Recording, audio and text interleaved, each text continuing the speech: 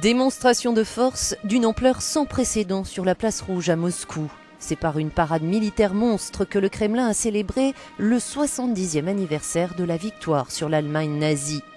Un défilé boudé par les Occidentaux sur fond de crise ukrainienne. Dans son discours pourtant, le président Poutine a joué la carte de l'apaisement.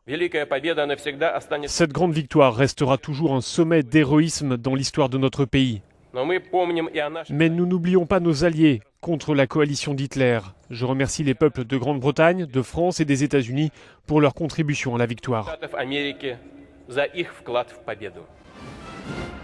Pas moins de 16 000 membres des forces armées ont défilé devant la tribune officielle, aux côtés du chef du Kremlin, le président chinois Xi Jinping, et une vingtaine d'autres chefs d'État, ici le président indien Pranab Mukherjee.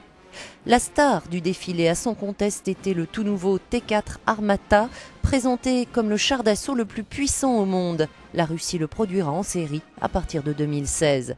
Également exhibés ses missiles balistiques intercontinentaux de près de 50 tonnes.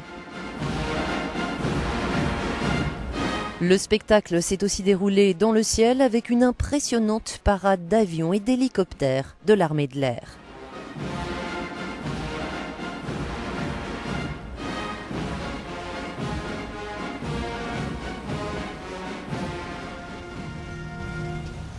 Vladimir Poutine s'est ensuite rendu avec ses invités, notamment le secrétaire général de l'ONU, Ban Ki-moon, et le président de l'autorité palestinienne, Mahmoud Abbas, sur la tombe du soldat inconnu. Une gerbe d'œillets rouges de la couleur du drapeau soviétique de l'époque a été déposée à la mémoire des disparus.